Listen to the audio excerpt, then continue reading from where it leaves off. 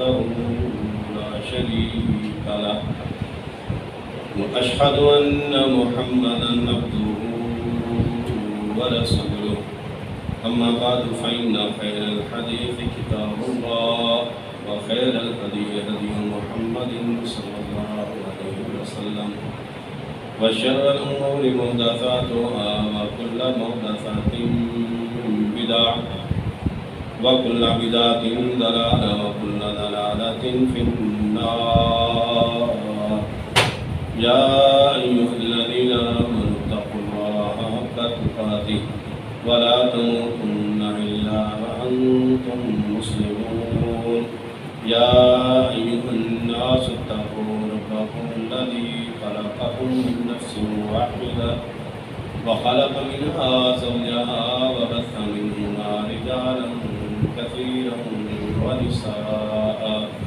واتقوا الله الذي تساءلون به والأرحام إن الله كان عليكم رقيبا يا أيها الذين آمنوا اتقوا الله وقولوا قولا سديدا يصلح لكم أعمالكم ويغفر لكم ذنوبكم ومن يطع الله ورسوله فقد فاز فوزا عظيما اللهم صل على محمد وعلى آل محمد كما صليت على إبراهيم وعلى آل إبراهيم إنك حميد مجيد اللهم بارك على محمد وعلى آل محمد كما باركت على إبراهيم وعلى آل إبراهيم إنك حميد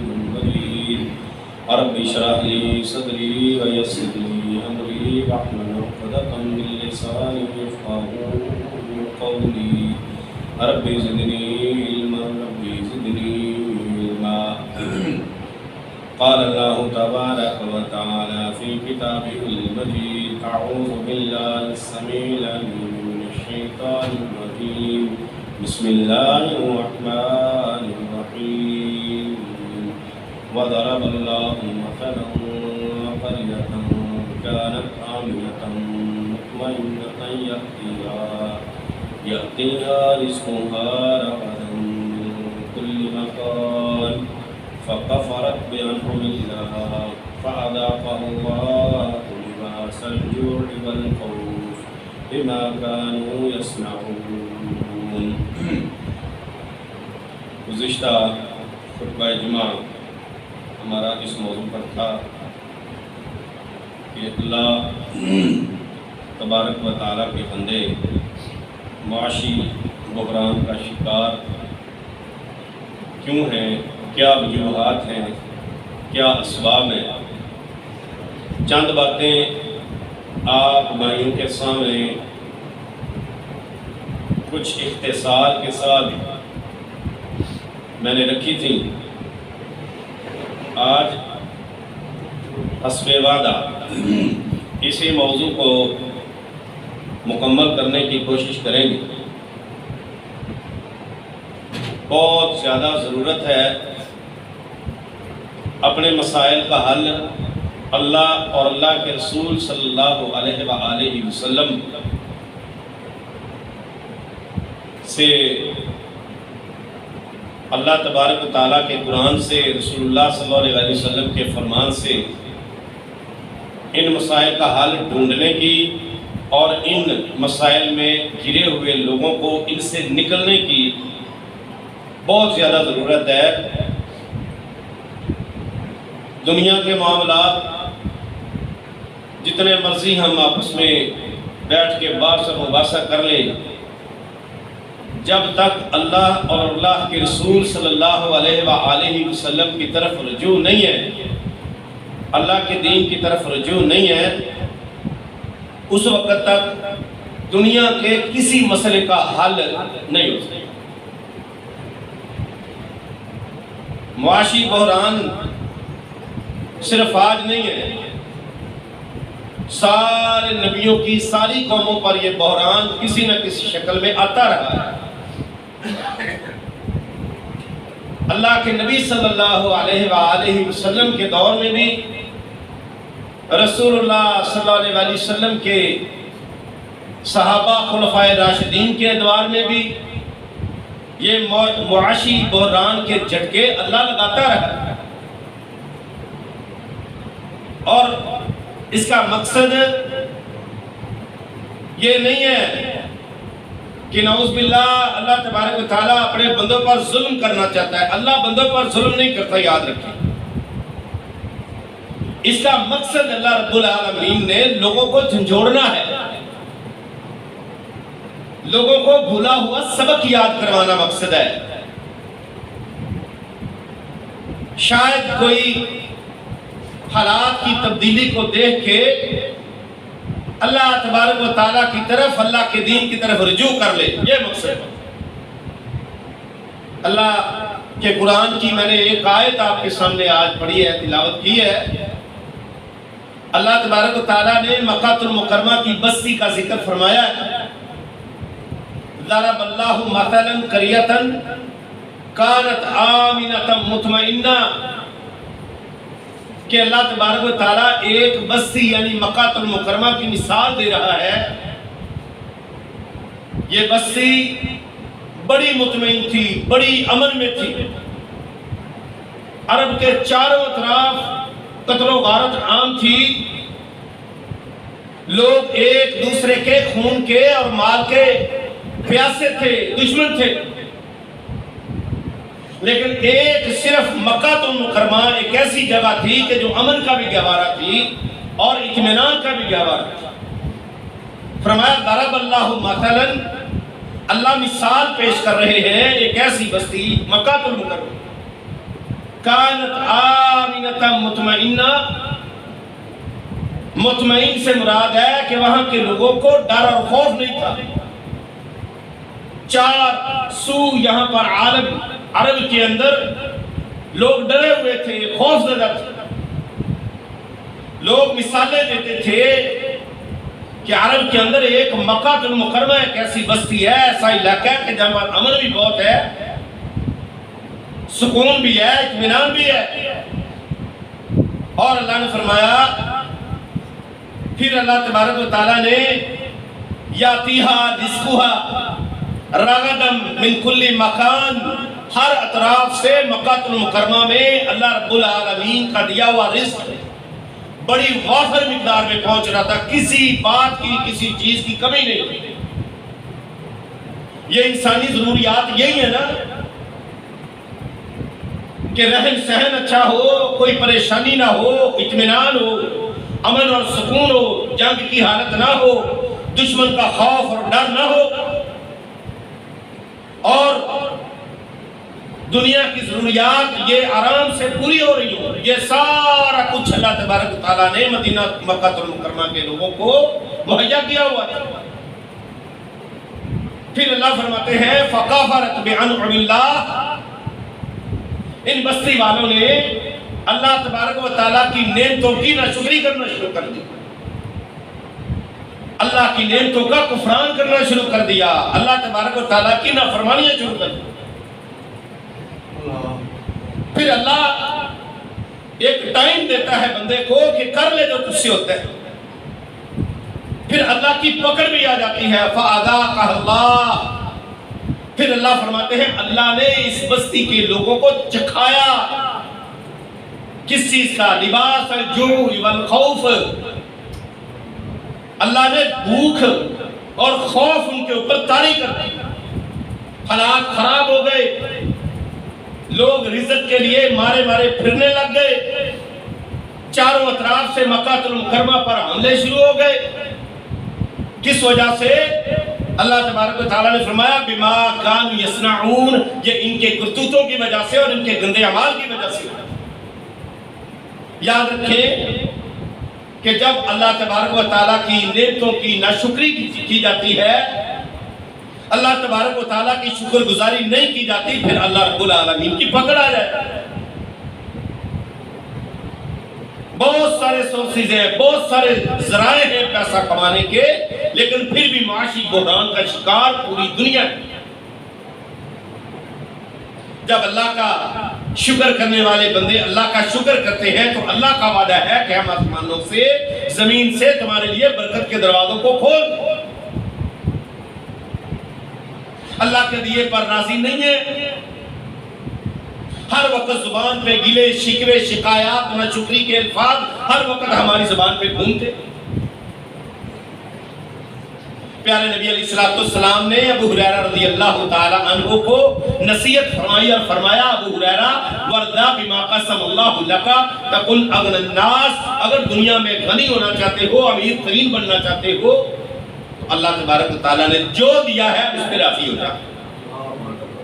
اپنی زبان پہ اللہ تبارک و تعالیٰ کی شکر کے کلمات ہمیشہ رکھا کر، کبھی اللہ کی ناشکری نہ کرنا، اللہ تبارک و تعالیٰ تجھے دنیا کا غنی ترین انسان بنا لے۔ صحیح البخاری کے اندر رسول اللہ صلی اللہ علیہ وسلم نے ایک پرانا بنی اسرائیل کا ایک واقعہ ذکر فرمایا۔ نبی علیہ السلام نے فرمایا بنی اسرائیل کے 3 لوگ تھے، میرے کئی بھائیوں نے یہ واقعہ سنا ہوگا، اکثر میرے بھائی نے۔ نبی علیہ السلام نے فرمایا بنی اسرائیل میں کسی نبی کے دور میں 3 بندے تھے۔ ایک بندے کا جسم کوڑ کی وجہ سے خراب ہوا تھا، سارا پورا جسم کوڑی تھا، لوگ سلام نہیں لیتے تھے، لوگ بات نہیں کرتے تھے، لوگ پاس نہیں بیٹھتے تھے، نفرت سے گزر جاتے تھے، بڑا پریشان تھا۔ دوسرا سارا سر اس کا گنجا تھا، ایک بھی بال سر پہ نہیں تھا، معاشرے میں شرم محسوس کرتا تھا۔ اللہ ہے نا، اللہ بندے کو آزما لے، جیسے مرضی اللہ کی مرضی ہے۔ جس کو اللہ نے توانا صحت مند تندرست خوبصورت جسم سے نوازا ہے وہ اللہ کا شکر ادا کرے۔ تیسرا آنکھوں سے نابینا تھا، دنیا کی کوئی چیز نہیں دیکھ سکتا تھا۔ 3 بندے اللہ کی طرف سے مبتلا تھے ان 3 بیماریوں۔ اللہ تبارک و تعالیٰ نے اپنے ایک فرشتے کو بھیجا کہ جاؤ میرے ان 3 بندوں کے پاس جاؤ اور جا کے ان سے پوچھو کیا چاہتے ہو، بتاؤ اگر تمہارے اوپر اللہ انعام کرے تو تم کیا چاہو۔ کوڑی کے پاس گیا فرشتہ اور پوچھا کہ اگر اللہ تیرے اوپر انعام کرنا چاہے تو تو اپنے اللہ سے کیا مانگے؟ وہ کہنے لگا ظاہر سی بات ہے، میری بیماری تم دیکھ رہے ہو۔ فرشتہ انسانی شکل میں گیا، کہنے لگا واحد تو ہی تو ایک فرد ہے جو میرے ساتھ بات کر رہا، ورنہ معاشرے میرے ساتھ کو بولتا ہی نہیں۔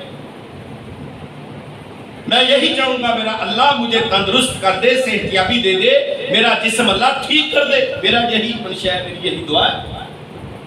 فرشتے نے اللہ کے حکم سے ہاتھ پھیرا، پورا جسم ٹھیک ہو۔ پھر فرشتہ کہتا ہے بتا تجھے مال کون سا پسند ہے، کس مال کو پسند کرتا ہے؟ کہتا ہے مجھے اونٹ بڑے پسند ہیں۔ اللہ تبارک و تعالیٰ نے فرشتے کو حکم دیا کہ دے دو اس کو، میری طرف سے ایک اونٹ، ایک گابھن اونٹنی اللہ کے حکم سے اس کو دے دی گئی۔ پیٹ میں بچہ تھا، لو جی اس کے بارے نہارے ہو گئے، اپنی بستی میں لے گیا، اونٹنی نے بچہ جنا، پھر اس سے پوری بستی، اس کی وادی، اس کی جو جگہ تھی، جو زمین، جو علاقہ تھا، سارا اونٹوں سے بھر گیا۔ اللہ نے بالا بات کر دی۔ دوسرے بندے کے پاس گیا جو گنجا تھا، بتا بھائی کیا ارادہ ہے، کیا چاہتا ہے اللہ، اگر تجھے کچھ دینا چاہے تو کیا لینا چاہتا ہے؟ کہنے لگا دیکھ رہے ہو میرے پاس دنیا کا مال بھی نہیں ہے، اوپر سے میرے سر پہ بال بھی نہیں ہے، مجھے اگر بال مل جائے تو پھر کیا کہنے؟ آج پھیرا اللہ کے حکم سے سارے بال خوبصورت اس کے سر پہ آ گئے۔ فرشتے نے کہا مال کون سا پسند ہے؟ کہنے لگا مجھے گائے بڑی پسند ہے۔ اللہ کے حکم سے ایک گائے بچہ جننے کے قریب تھی، وہ دے دی گئی۔ لے گیا اپنی وادی میں، پوری اس کی وادی جو تھی وہ ساری اللہ تبارک و تعالیٰ نے برکت ڈالی، گائے سے، گائے کے بچڑوں سے، بچوں سے بھر گئی۔ تیسرا بندہ کون تھا؟ نابینا۔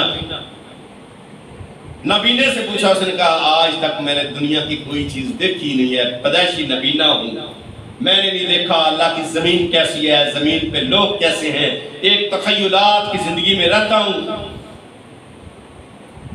فرشتے نے اللہ کے حکم سے ہاتھ پھیرا، اس کی آنکھیں واپس آ گئی، بینائی آ گئی۔ بتا تجھے مال کون سا پسند ہے؟ کہنے لگا مجھے بکریاں پسند ہے۔ اللہ کی طرف سے ایک گابھن بکری اس کو دے دی گئی۔ بستی میں لے گیا، پوری اس کی وادی جو تھی، اس کا علاقہ سارا بکریوں سے بھر گیا۔ اللہ نے برکت ڈال دی۔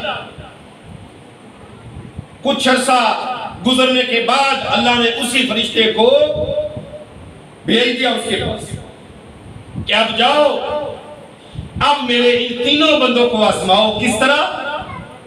جا کے ذرا ان سے مطالبہ کرو۔ فرشتہ گیا۔ کچھ روایات کے اندر ہے کہ اس کے جسم پہ جب کوڑی کے پاس گیا، جو پہلے کوڑی تھا تو جسم کے اندر تھوڑے سے کوڑ کے نشان تھے۔ جا کے کہتا ہے کہ میں غریب آدمی ہوں تو مجھے کچھ دے ہی دے، اللہ نے تجھے اتنے مال سے نوازا ہے تو مجھے کچھ عطا ہی کر دے، مجھے کچھ دے دے، صدقہ دے دے، خیرات دے دے، اللہ نے جو تجھے نوازا ہے۔ کہنے لگا نہیں نہیں، میں نہیں دیتا، بڑی محنت سے کمایا ہے، میں نے بڑی محنت کی ہے۔ فرشتہ کہتا ہے مجھے کچھ یاد آتا ہے کہ ایک وقت تھا تیرے اوپر کہ تیرے جسم پہ کوڑ تھا اور تو بڑا غریب تھا، تیرے پاس کچھ بھی نہیں تھا، کیا تو وہی نہیں ہے؟ چکا میں نہیں، ہم تو خاندانی امیر ہیں، میرا دادا پردادا وہ سارے خاندانی نواب ہیں۔ بعض اوقات بندہ اپنی اوقات بھولنے میں سیکنڈ لگاتا ہے، بھول گیا۔ فرشتہ کہنے لگا نہیں، مجھے یاد ہے، تجھے بھی یاد ہے کہ اللہ رب العالمین کی طرف سے یہ تجھے انعام دیا گیا ہے، تو بھول رہے۔ کہنے لگا جاتا ہے گری تو؟ فرشتہ کہنے لگا اچھا اگر تجھے یاد نہیں ہے تو پھر میں اللہ سے دعا کرتا ہوں کہ جس طرح تو پہلے تھا اللہ کرے تجھے ویسے ہی کر دے۔ اللہ نے سارا مال ختم کر کے اس کو پہلی حالت میں کر دیا۔ ہاں جی، گنجے کے پاس گیا، جناب میں غریب ہوں، مجھے کچھ دے دے، تیرے پاس بہت کچھ ہے، مسافر ہوں، سفر کا خرچ نہیں ہے، کوئی ایک گائے دے دے، گائے کا بچہ دے دے۔ کہنے لگا چل چل، آ جاتے ہو مانگنے کے لیے، تجھے پتہ نہیں ہے کتنی محنت سے مال کمایا جاتا ہے، یہ مال دینے کے لیے نہیں ہے۔ کہنے لگا یار مجھے یاد آتا ہے تو گنجا ہوتا تھا، تیرے پاس کھانے پینے کے لیے بھی کچھ نہیں تھا، بڑا غریب تھا۔ کہنے لگا جھوٹ بول رہا ہے تو ہوا ہے کون؟ چل نکل۔ وہ کہتا ہے اللہ سے دعا کرتا ہوں کہ اللہ تجھے پہلی حالت میں لے جائے۔ اللہ تبارک و تعالیٰ نے اس کا بھی مال سارا سلب کر لیا، اس کو پہلی نبینے کے پاس گیا، کہنے لگا اللہ کے بندے تجھے اللہ تبارک و تعالیٰ نے بڑے مال سے نوازا ہے تو میں مسافر ہوں، مجھے ایک بکری دے دے۔ کہنے لگا اللہ کی قسم میں اللہ کا جتنا بھی شکر ادا کروں وہ تھوڑا ہے، کوئی شک نہیں ہے، میرے رب نے مجھے دیا ہے۔ وہ کہنے لگا یار تو وہ بلا نبینا نہیں جو پہلے نبینا ہوتا تھا؟ ہاں ہاں بالکل تو ٹھیک کہہ رہا ہے، میں وہی نبینا ہوں۔ یہ مال کہاں سے آیا ہے؟ کہنے لگا میں غریب تھا، قلاش تھا، لاچار تھا، کچھ بھی نہیں تھا، میرے رب نے ایک ایسی مدد کی ہے کہ میری آنکھیں بھی واپس کر دی ہیں، میرے رب نے مجھے مال سے نوازا ہے۔ جا اللہ کے بندے، یہ بکریوں کا باڑا ہے، جتنی تیری ضرورت ہے لے جا، میرا رب مجھے برکت اور دے دے گا، میں رب کا شکر ادا کروں۔ فرشتہ کہتا ہے اللہ کی طرف سے تیرے مال میں اور برکت آئے گی، میں تو وہ فرشتہ ہوں جو اللہ نے تیرے پاس بھیجا۔ اور میرے عزیزو جب ہم اللہ تبارک و تعالیٰ کے دیے ہوئے مال پر اللہ کا شکر ادا کریں گے اور اللہ کے راستے میں خرچ کریں گے، آسمان والا رب اللہ کی قسمیں برکتوں کے دروازے ہمارے لیے کھول دے۔ ہم تو ذہنی طور پہ مفلوج ہیں، نکمے ہیں، ہمیں پتہ ہی نہیں ہے اللہ سے نعمتیں لینی کیسی، ہمیں اللہ سے لینا ہی نہیں آتا۔ ہم نے تو اچھے بھلے سونے رب کو اپنے سے ناراض کیا ہوا، تھوڑے سے حالات ٹائٹ ہوئے، تھوڑے سے حالات خراب ہوئے، ساری پچھلی زندگی کی ساری نعمتیں بھول جاتے، اللہ کی ناشکری کرنا شروع کر دیتے۔ اور اسی لیے رسول اللہ صلی اللہ علیہ وسلم نے فرمایا لا تنظروا الی من هو فوقکم، کبھی اپنے سے امیر کو، کبھی اپنے سے بڑے کو، بنگلے کوٹھیوں کاروں والوں کو، بینک بیلنس والوں کو، کبھی امیروں کو نہ دیکھنا، ہمیشہ اپنے سے کم تر لوگوں کو دیکھنا، تم اللہ کی نعمتوں کا شکر کرو گے۔ اگر تم نے اپنے سے بڑے کو دیکھنا شروع کر دیا تو پھر تم اللہ کی نعمتوں کا کفر کرنا شروع کر دو گے. تمہاری زبان پہ ناشکری کے الفاظ. معاشی بحران جماعتوں میں، پارٹیوں میں نہیں ہے، اللہ کی قسم. یاد رکھو یہ سبق میرے عزیزو، یہ معاشی بحران ختم اوپر سے ہوں گے تو ہوں گے، ورنہ یہ زمینی بادشاہ، زمینی خدا جو مرضی کر لیجئے کبھی. یہ بہت بڑی ایک وجہ ہے معاشی بحران کی. اور ایک بہت بڑی وجہ رزق کی ناقدری ہے. آپ ذرا تھوڑا سا غور کیجئے گا ذرا، ہم کس قدر رزق کی ناقدری کہاں سے شروع کرتے ہیں اور کہاں پر لے جاتے ہیں. پیارے نبی صلی اللہ علیہ وآلہ وسلم کے سامنے ایک صحابی کھانا کھا رہے تھے. انس رضی اللہ تعالیٰ عنہ فرماتے ہیں کہ نبی پاک صلی اللہ علیہ وسلم کے سامنے کھانے کا ایک لقمہ نہیں، تھوڑا سا چھوٹا سا ایک لقمہ زمین پہ گرا. کہتے ہیں میں نے اس کی پرواہ نہ کی، چھوڑ دیا. نبی پاک صلی اللہ علیہ وسلم نے میری طرف دیکھا اور فرمایا اٹھاؤ اس کو، اٹھاؤ اس اللہ کے رزق کو، اٹھاؤ اس لقمے کو، صاف کرو اس کو اور کھاؤ اس کو. لا تترک للشیطان، یہ شیطان کے لیے نہ چھوڑ، کیونکہ تجھے کیا علم ہے کہ اللہ تبارک و تعالیٰ نے جو تجھے رزق دیا ہے کس لقمے کے حصے میں برکت ہو، اس کو ضائع نہ کرو. اور آپ ذرا تھوڑا دیکھیں نا اپنے گھروں میں رزق کی ناقدری کس قدر ہے. اپنے شادی حالوں میں شادی کے موقع پر بندے کی شخصیت کی پہچان ہوتی ہے. یاد رکھو پہچانے جاتے ہیں چہرے. جب کھانا کھول دیا جاتا ہے نا، فرق ہونا چاہیے انسانوں اور جانوروں. کھاؤ، رزق اللہ کا رزق ہے. آپ کی مہمان نوازی کی ہے اس نے، آپ کو بلا لیا ہے، لیکن سوچنے پر مجبور نہ کرو کہ اللہ کے بندے میں نے تجھے بلا کے غلطی کر دی. یہ کھانا، یہ ٹائم گزر جاتا ہے، شخصیت اس کی آنکھوں میں ہمیشہ رہتی ہے. یاد رکھنا کھانا ڈالا پلیٹ میں، کئی بار یہ بات دیکھنے کو ملی ہے. چکن آیا ہے تو جلدی جلدی چکن کی پلیٹ بھر لی، اوپر سے مٹن آ گیا، چکن کو گراتے ہی رکھ دیا، ضائع کرتے دے. آنکھیں رکھی ہیں، نظریں گندی ہیں، سوچ گندی ہے، چھوٹی سوچ ہے، سارا کچھ پڑا ہوا ہے. اور جنہوں نے بلایا ہے آپ کو خالی پیٹ نہیں جانے دیں گے، آپ کا پیٹ بھر کے آپ کو بھیجیں گے. اور یاد رکھو جو تیری قسمت میں لکھا ہے نا وہ مل کے رہے گا، اور جو تیری قسمت میں نہیں لکھا نا وہ نہیں ملے گا. تو سارا کھانا اپنے سامنے ڈال کے بیٹھ جا، پلیٹیں بھر کے رکھ لے، اچانک سے فون آ جائے گا، جلدی آ جا تیرا باپ مر گیا. تو ایک لقمہ کھا کے دکھا دے. اس لیے وہ عربی شاعر نے کہا ہے نا، ما نصیبک مصیبک ولو کان تحت الجبلین، کہ جو تیرا نصیب ہے وہ تجھے مل کے رہے گا، بے شک وہ دو پہاڑوں کے نیچے دبا ہوا ہی تم ہے. جو تیرا نصیب ہے، وما لا نصیبک لا یصیبک ولو کان تحت الیدین، جو تیرا نصیب نہیں ہے وہ تجھے نہیں ملے گا، بے شک تیرے دو ہاتھوں کے درمیان بھی کیوں نہ ہو، وہ نہیں ملے گا. اور کئی بار ہم نے دیکھا بندہ کھانا کھا رہا ہے، لقمہ توڑا، یہاں پر گیا، ہارٹ اٹیک ہوا، فوت. نصیب میں نہیں ہے. وہ کھانوں کی ناقدری نہیں کرنی، اللہ کے دیے ہوئے رزق کی ناقدری نہ کرو. اگر رزق لینا ہے اللہ سے، جو اللہ نے دیا ہے نا اس کا خیال کرو.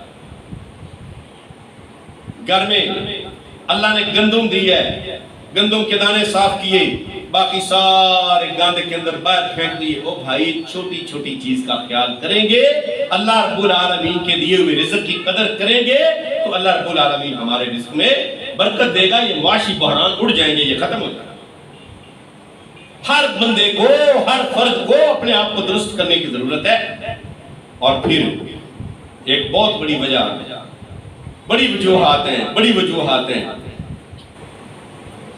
ہمارا گھر میں داخل ہونا بغیر اللہ کا نام لیے اور کھانا کھانا بغیر اللہ کا نام لیے. رسول اللہ صلی اللہ علیہ وسلم نے فرمایا اذا دخل الرجل بیتہ وذکر اسم اللہ، جب بندہ اپنے گھر میں داخل ہوتا ہے نا، یا میری طرف دیکھیں، یہ غور کریں، غور. جب بندہ اپنے گھر میں داخل ہونے لگتا ہے نا تو پوری فوج لے کے شیطان اس کے پیچھے کھڑا ہوتا ہے، سن رہا ہوتا ہے۔ رسول اللہ صلی اللہ علیہ وسلم نے فرمایا جب گھر میں داخل ہوتے وقت وہ اللہ رب العالمین کے پیارے نبی صلی اللہ علیہ وسلم کی بتائی ہوئی دعا بسم اللہ پڑھ کے گھر میں داخل ہوتا ہے تو شیطان کہتا ہے آ جاؤ، واپس آ جاؤ، ما ادرکتم المبیت ولا العشاء، یہاں پر نہ تمہیں رات گزارنے کی جگہ ملے گی اور نہ ہی کھانا کھانے کو ملے گی۔ اور آپ صلی اللہ علیہ وسلم وَإِذَا دَخَلَ الرَّجُلُ بَيْتَهُ وَلَمْ يَذْكُرِ اسْمَ اللَّهِ، جب بندہ گھر میں داخل ہوتا ہے اور اللہ کا نام نہیں لیتا، گالیاں بکتا، گلے شکوے کرتا، لڑتا خاموشی سے گھر میں داخل ہو جاتا ہے، شیطان کہتا ہے آ جاؤ، ادرکتم المبیت و ادرکتم العشاء، آج رات گزارنے کی بھی جگہ مل گئی ہے اور یہ جانور قسم کا بندہ کھانا بھی کھائے گا بغیر بسم اللہ پڑھنے کے۔ تو شیطان کہتا ہے آ جاؤ اس کے ساتھ مل کے بیٹھ کے کھانا کھاؤ، مجھے بتاؤ باپ بسم اللہ پڑھے بغیر داخل ہو، بیٹا بسم اللہ پڑھے بغیر داخل ہو، بیٹی بسم اللہ پڑھے بغیر گھر میں داخل ہو، پورا ٹبر بغیر بسم اللہ کے گھر میں داخل ہو، تو گھر میں تو سارا ڈیرا پوری فوجوں کا ہے، شیطان کی فوجوں کا۔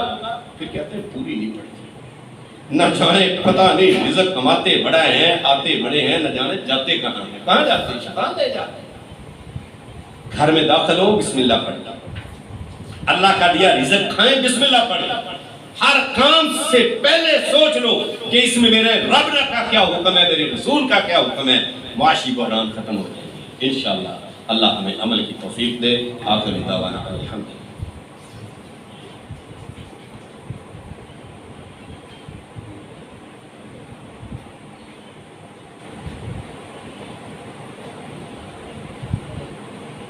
إن الحمد لله نحمده ونستعينه ونستغفره ونعوذ بالله من شرور أنفسنا ومن سيئات أعمالنا من يهده الله فلا مضل له ومن يضلل فلا هادي له أشهد أن لا إله إلا الله وحده لا شريك له وأشهد أن محمدا عبده ورسوله اللهم صل على محمد وعلى آل محمد كما صليت على إبراهيم وعلى آل إبراهيم إنك حميد مجيد اللهم بارك على محمد وعلى آل محمد كما باركت على إبراهيم وعلى آل إبراهيم إنك حميد مجيد اللهم اغفر لنا وللمؤمنين والمؤمنات والمسلمين والمسلمات اللهم ألف بين قلوبهم وأصلح ذات بينهم ربنا آتنا في الدنيا حسنة وفي الآخرة حسنة وقنا عذاب النار ربنا تقبل منا إنك أنت السميع العليم وتب علينا إنك أنت التواب الرحيم وصلى الله تعالى على خير